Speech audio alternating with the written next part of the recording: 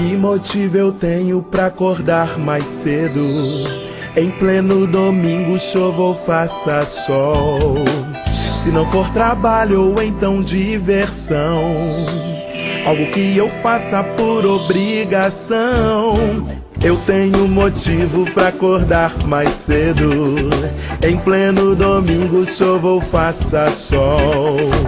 Vou te encontrar na escola dominical, que faz o domingo ser especial. Escola dominical, feita pra mim, pra você. Espaço pra crescer e a Bíblia conhecer, sempre junto com você. Escola dominical, feita pra mim, pra você. Espaço pra crescer e a Bíblia conhecer, sempre junto com você. Que motivo eu tenho pra acordar mais cedo? Em pleno domingo, chova ou faça sol. Se não for trabalho ou então diversão, algo que eu faça por obrigação. Eu tenho motivo pra acordar mais cedo. Em pleno domingo, chova ou faça sol. Vou te encontrar na escola dominical, que faz o domingo ser especial. Escola dominical, feita pra mim, pra você. Espaço pra crescer e a Bíblia conhecer, sempre junto com você. Escola dominical, feita pra mim, pra você. Espaço pra crescer e a Bíblia conhecer, sempre junto com você. Escola dominical, feita pra mim, pra você. Espaço pra crescer e a Bíblia conhecer, sempre junto com você. Sempre junto com você. Sempre junto com você. Graça e paz a todos que nos acompanham aqui no canal Palavra Viva e Fiel. Vamos para a nossa 7ª lição do trimestre em Hebreus capítulo 10. Agora temos livre acesso a Deus. Nosso texto áureo nos fala: tendo, pois, irmãos, intrepidez para entrar no Santo dos Santos pelo sangue de Jesus. Hebreus capítulo 10, versículo 19. Leitura bíblica está em Hebreus capítulo 10, versículos 1 a 25, e a verdade prática nos diz: o véu foi rasgado por mãos invisíveis, de cima para baixo, indicando que a salvação vem de Deus e que todos podem ter acesso a ela. Nossa introdução nos fala que após várias, reiteradas informações sobre a eficácia da morte de Jesus para perdão dos pecados nos versos 1 a 18, o autor convida os leitores a se aproximarem de Deus com ousadia, com intrepidez. Diz ele: tendo, pois, intrepidez para entrar no Santo dos Santos, no lugar santíssimo. O sacrifício eficaz de Jesus é o primeiro tópico. Sacrifícios transitórios. Ora, visto que a lei tem sombra dos bens vindouros, não a imagem real das coisas, nunca, jamais pode tornar perfeitos os ofertantes, com os mesmos sacrifícios que ano após ano, perpetuamente eles oferecem. Para os leitores de origem judaica, que consideravam a lei de Deus como o bem mais precioso, a possessão mais preciosa, quando ele fala isso, a lei tem a sombra dos bens vindouros, deve ter sido algo impressionante. Eu diria que foi para eles um choque, porque tudo aquilo que o judeu daquela época idealizava como o mais precioso, vem o escritor dos Hebreus e diz: tá, tudo isso é bom, é maravilhoso, mas é sombra, é uma ilusão, não é a imagem real, não é a realidade. Tem coisa muito melhor do que isso. Eu imagino qual deve ter sido o choque dos leitores desta carta ao chegarem nessa parte. Se a lei era uma preciosa possessão, seria difícil imaginar que coisas mais desejáveis do que ela estariam reservadas. Deve ter sido essa a pergunta. Mas se a lei mosaica, dada por Deus lá no Monte Sinai, no meio de trovões, relâmpagos, fogo, se isso tudo era sombra, então o que mais de tão elevado que existe? O escritor de Hebreus chama essas coisas de a imagem real e explica que elas consistem em Cristo e sua obra redentora. Ou seja, tudo aquilo que vinha na lei mosaica era apenas uma sombra do que Cristo e sua obra vêm trazer. No segundo item, lemos Jesus, o sacrifício definitivo.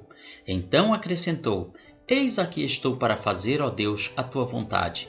Remove o primeiro para estabelecer o segundo. Cristo veio ao mundo para fazer a vontade de Deus.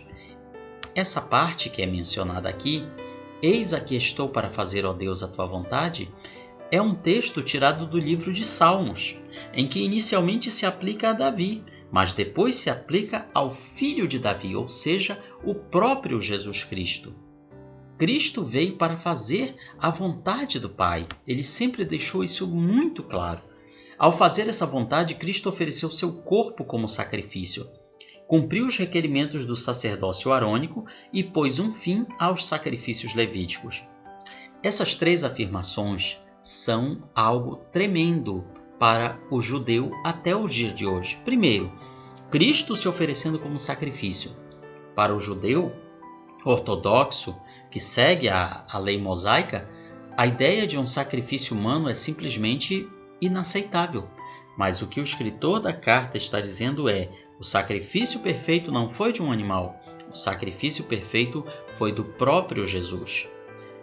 A segunda afirmação: Jesus cumpriu os requisitos do sacerdócio arônico. Mas como? Ele não era levita. Então, por isso que antes o escritor fala sobre o sacerdócio de Melquisedeque, que é superior ao de Arão. Outro baque, outro choque. E por fim, quando ele anuncia: Cristo pôs um fim aos sacrifícios levíticos.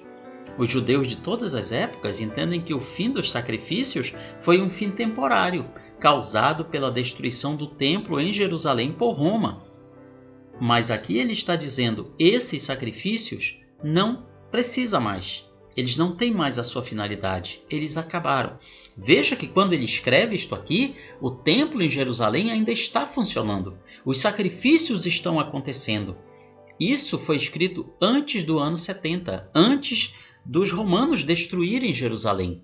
Portanto, é como se o escritor estivesse dizendo: tudo isso que está acontecendo em Jerusalém, aqueles sacrifícios que são realizados todos os dias, nada disso mais tem valor. Cristo já pôs um fim nisso.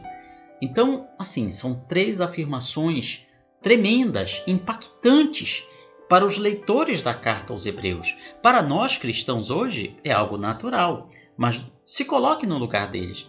Era como se ele estivesse desfazendo tudo aquilo que era mais caro e mais sagrado para aqueles judeus que tinham se convertido ao cristianismo. Cristo, ele removeu o primeiro sistema sacrificial baseado na antiga aliança, para estabelecer o segundo, cumprindo de uma vez por todas através do sangue da nova aliança. Ou seja, a primeira aliança foi com sangue de animais, mas agora é com o sangue de um ser humano, e não qualquer ser humano, o ser humano perfeito, homem perfeito e Deus perfeito. É isso que o escritor está nos mostrando aqui. Literalmente, rios de sangue de animais fluíam, porque os sacrifícios eram contínuos.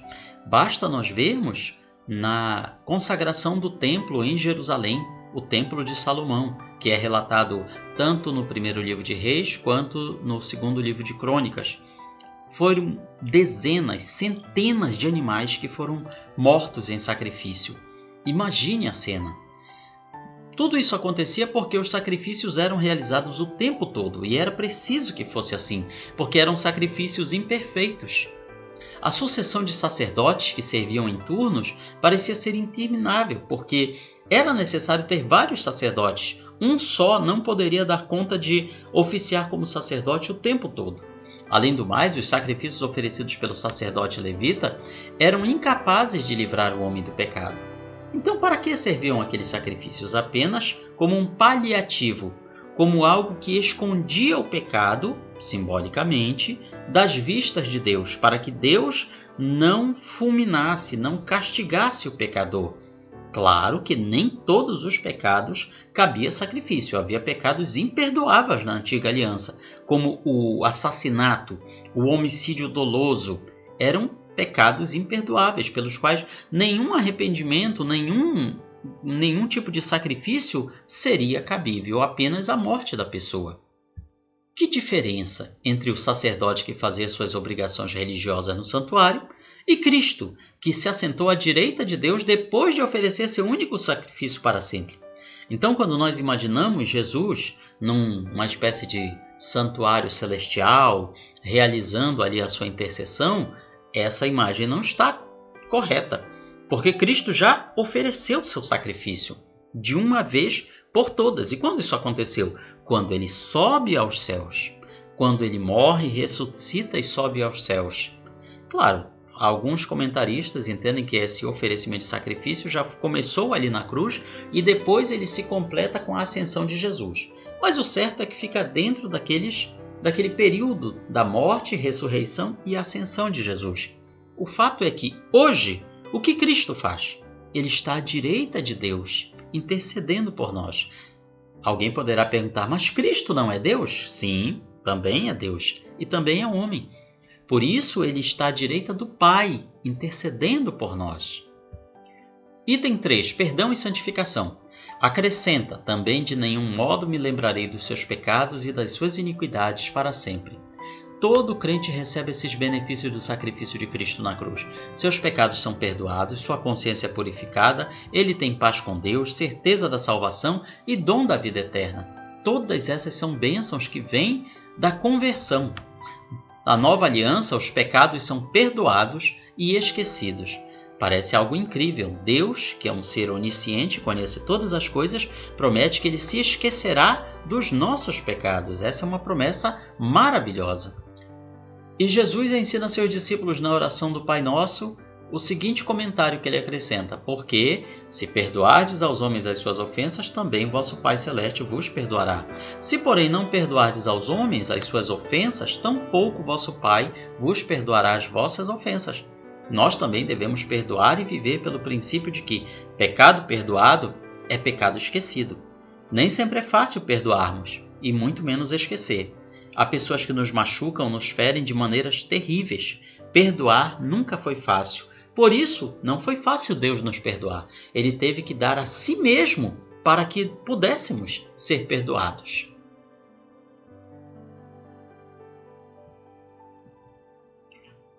No segundo tópico, nos fala do livre acesso a Deus. Primeiro item, tendo, pois, irmãos, intrepidez para chegar no Santo dos Santos pelo sangue de Jesus. Nós somos até mesmo encorajados a nos chegarmos à presença de Deus com confiança, ousadia.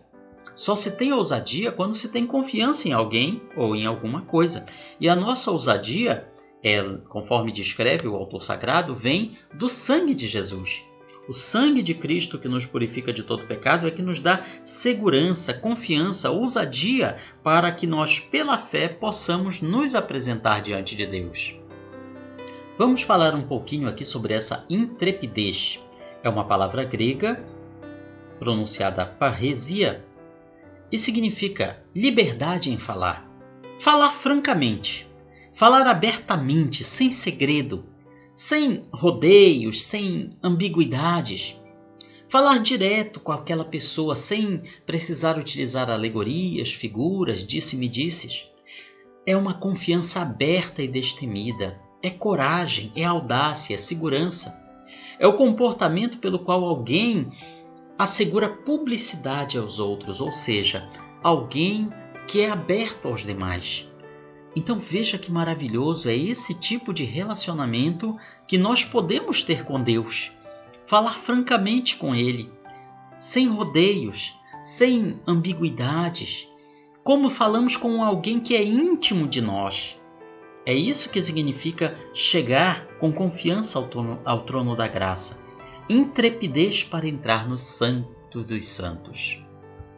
Pelo sangue de Jesus passamos a ter ousadia, não apenas para entrar no santuário e nos dirigirmos a Ele, a Deus, mas também para buscar a santificação. Bem-aventurados aqueles que lavam as suas vestiduras, suas vestes, no sangue do Cordeiro, para que lhes assista o direito à árvore da vida e entrem na cidade, na Nova Jerusalém, pelas portas.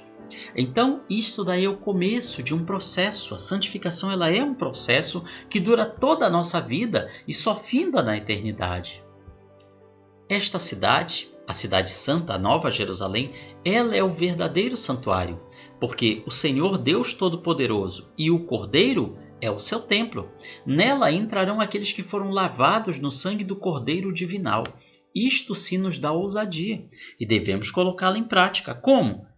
Entrando com confiança em oração diante do trono da graça, a fim de acharmos socorro, ajuda, nos momentos difíceis que passamos, nos momentos de luta, de dor e aflição, em que não temos mais ninguém aonde correr, nós podemos ir diante do trono de Deus.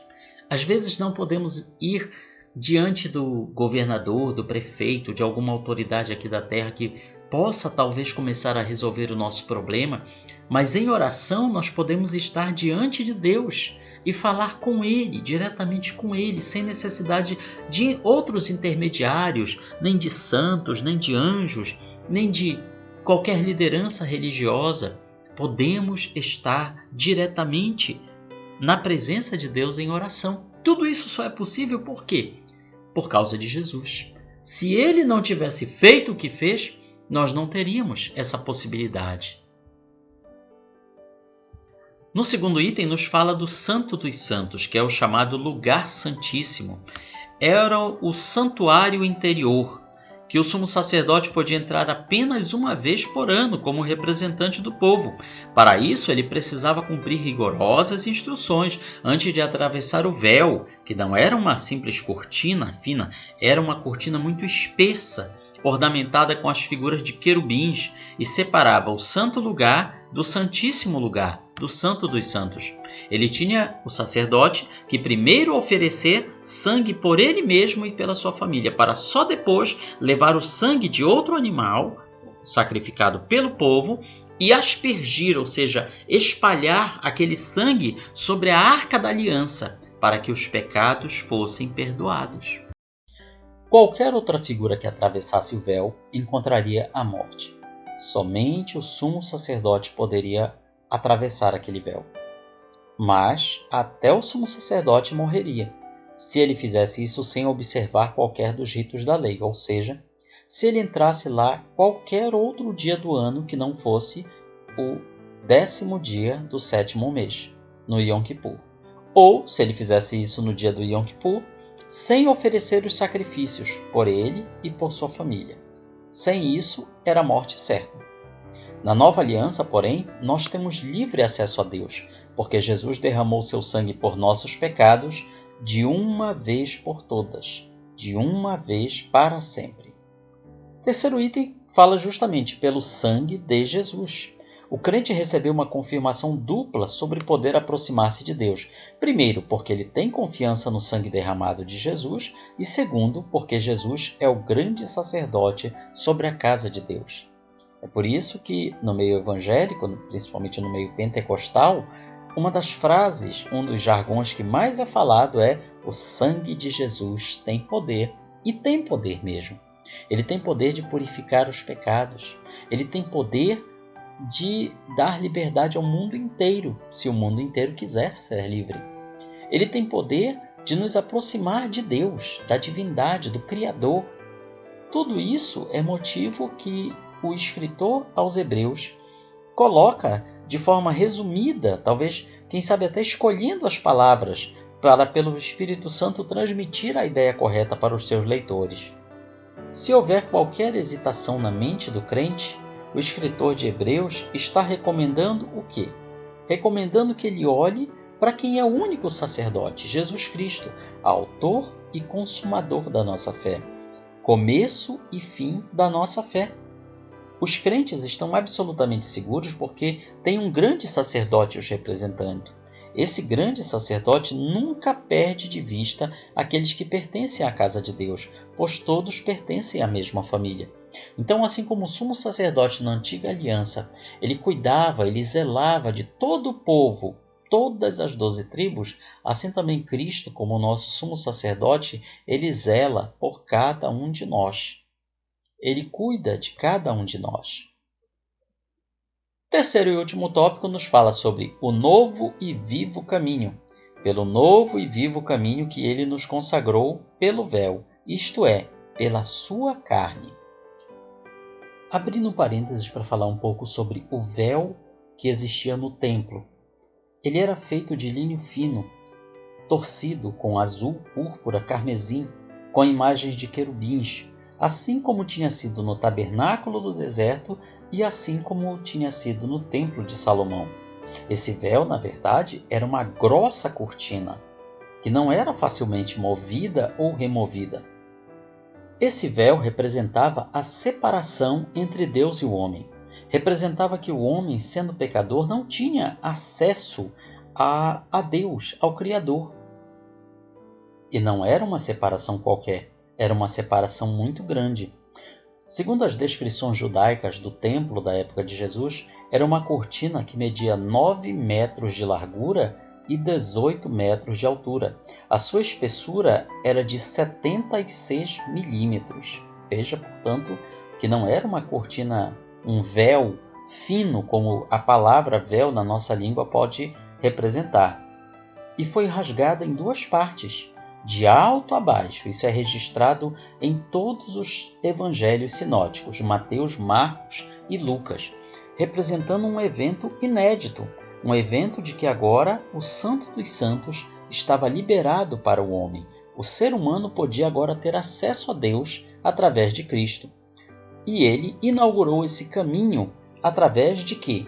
Através da sua carne. Com a sua morte, o véu dos santos se rasgou de cima a baixo.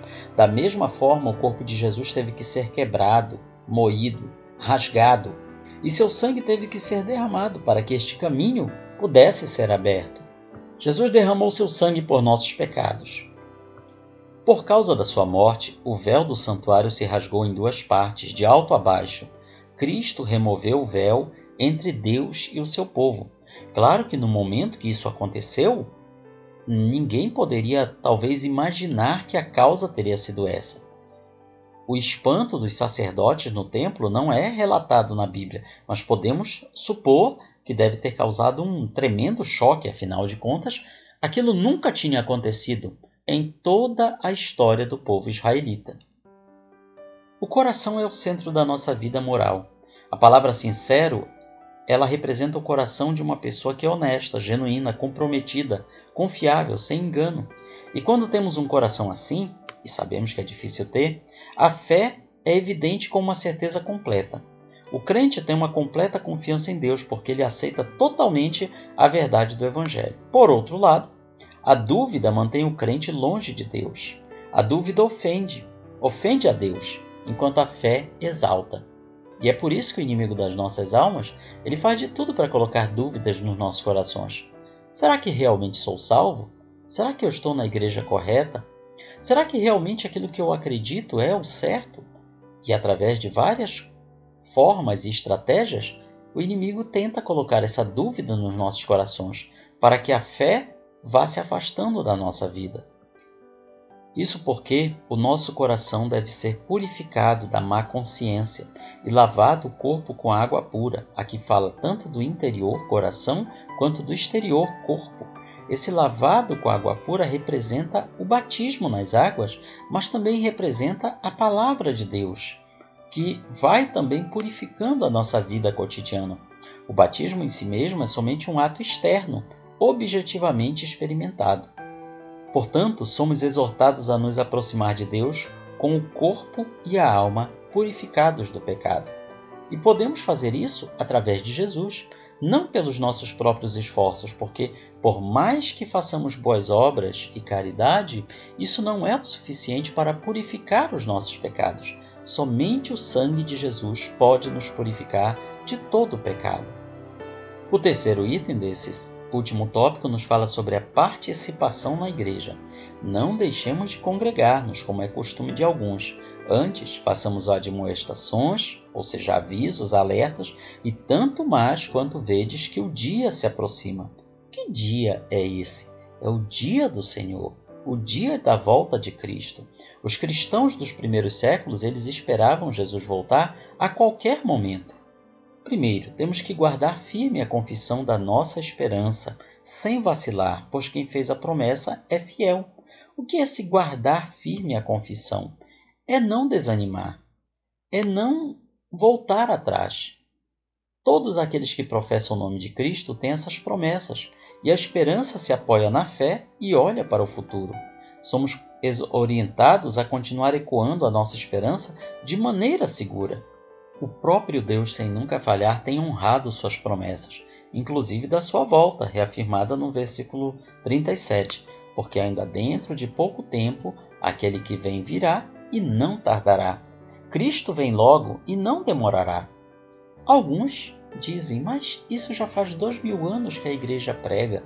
Que pouco tempo é esse? Não é pouco tempo para nós, é pouco tempo para Deus. A Bíblia nos fala que para Deus 1000 anos são como o dia que passou, um dia. Cristo vem logo e não demorará. Quando o tempo da sua volta chegar, a revelação de Deus será cumprida. Na tão conhecida tríade fé, esperança e amor que encontramos em 1 Coríntios 13, a esperança parece ser negligenciada. Os escritores do Novo Testamento, no entanto, não fizeram isso. Eles mencionam tanto quanto a fé e o amor. O cristão, em sua vida espiritual, parece enfatizar as virtudes da fé e do amor, mas fala pouco sobre a esperança. A maior esperança de todo cristão é o reino de Deus eterno no futuro. Não simplesmente ir morar no céu, mas esse reino que um dia abrangerá céus e terra. Essa é a maior esperança de todo cristão. Como cantamos, inclusive, em um dos hinos da harpa, o hino 300. Nossa esperança é sua vinda, o Rei dos Reis vem nos buscar. A esperança guia o crente, pois fornece a ele libertação do medo da morte. Ele mantém seus olhos em Jesus, e Jesus venceu o poder da morte. Ele sabe que em Jesus tem salvação, justiça, vida eterna e a certeza de que vai ressuscitar ao passar pela morte. Essa esperança se realizará quando Cristo voltar. Também aqui falamos sobre o amor ao próximo e boas obras. Consideremos-nos também uns aos outros para nos estimularmos ao amor e às boas obras. Por que isso? Por que boas obras? Isso é para ser salvo? Não, isso é porque já somos salvos. Esse que é o grande diferencial do cristianismo em relação às outras religiões. As outras religiões dizem, faça estas boas obras para você ser salvo. O cristianismo diz, faça estas boas obras porque você já foi salvo, você já está liberto. O cristianismo é uma religião de amor que alcança as pessoas e as coloca juntas porque enfatiza a participação na adoração, no louvor e na obra de Deus. Os cristãos precisam uns dos outros para fortalecer essa maravilhosa unidade do amor que compartilham em Jesus Cristo. Coloque sua mente para funcionar. Encontre maneiras de provocar, no bom sentido, uns aos outros, maneiras de despertar a expressão de amor uns nos outros. Talvez não seja tão simples no começo, mas aos poucos nós conseguiremos despertar nas pessoas o desejo de elas também praticarem o amor.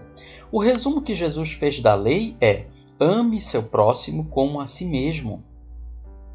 Isso às vezes é esquecido. As pessoas lembram muito do ame a si mesmo e esquecem de amar o próximo. Também participar na igreja. Esse ponto chama a atenção de muita gente. Não deixemos de congregar. O reunir como igreja, ele é destacado aqui. Nos dias de hoje, muitas pessoas falam, eu sozinho sou a igreja. Eu sozinho sou a igreja. Eu não preciso ir à igreja porque eu sou a igreja. É justamente o contrário. Nós vamos à igreja, ao templo, porque nós somos igreja. É justamente o contrário.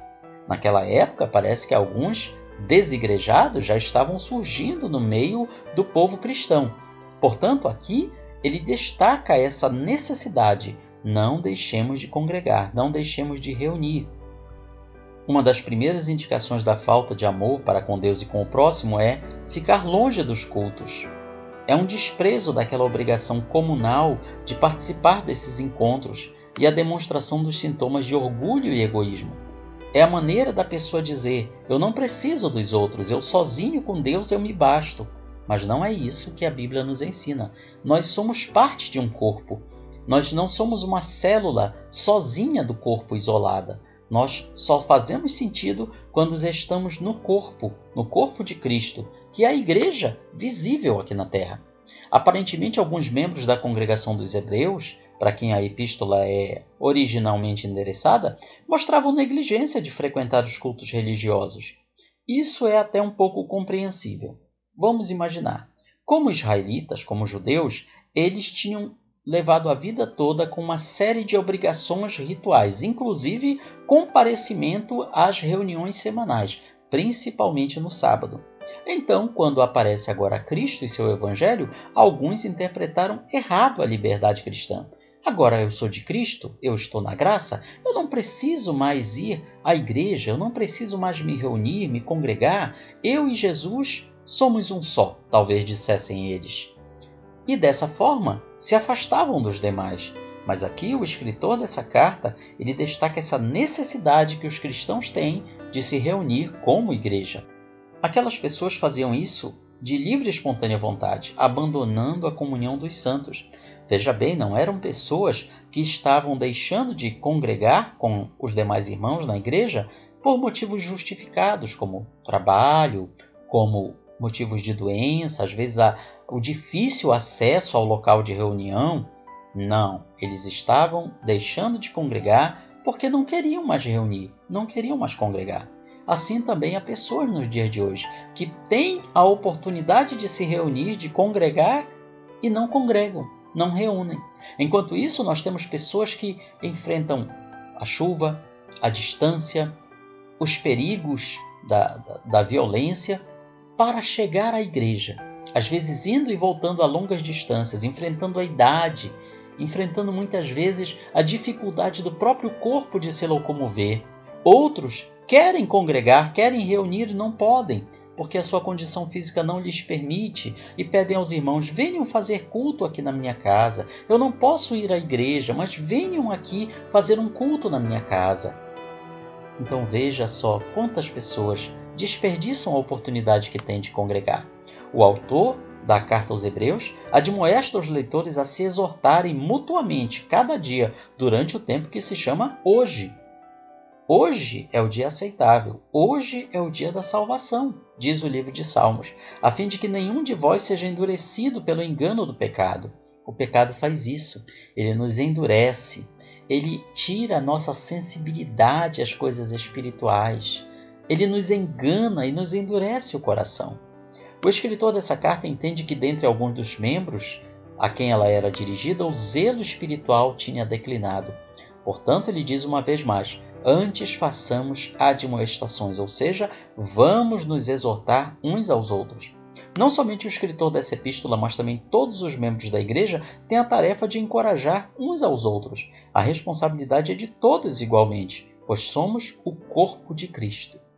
Como cristãos, nós devemos olhar para o futuro, para o dia da volta de Jesus. E quanto mais aquele dia se aproxima, mais ativos devemos ser em estimular uns aos outros a mostrar amor e fazer obras aceitáveis a Deus. Concluímos com a nossa aplicação pessoal. Que maravilha poder escutar que temos livre acesso à presença de Deus. Aproximemo-nos do Pai com confiança, com fé, através daquele que nos ofertou a salvação. Cristo abriu o caminho para nós. Por isso ele fala: ninguém vem ao Pai a não ser por mim. Vem. Ele não diz vai ao Pai. Ele diz vem porque ele está junto ao Pai, à direita do Pai, intercedendo por nós e esperando por nós. Esperando que nós vamos até ele e ao Pai, para que juntos possamos ser corpo e família de Deus. Este, portanto, é um breve resumo da nossa lição e na sua escola bíblica dominical você vai aprender muito mais. Deus abençoe a sua vida. Esta é a nossa escola, escola dominical. Esta é a nossa escola, uma escola sem igual.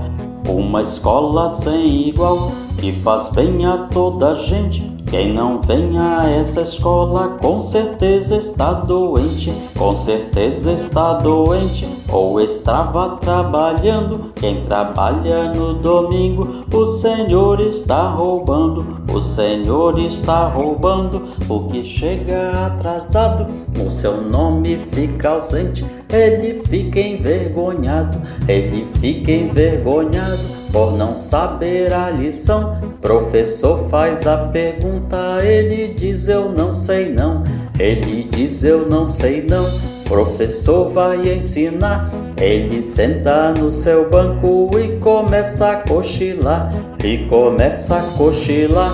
E não ouve o relatório, com certeza ele pensa que essa escola é um dormitório. Vamos, pois, meus irmãos, viver como bons cristãos, combater a negligência e plantar consagração.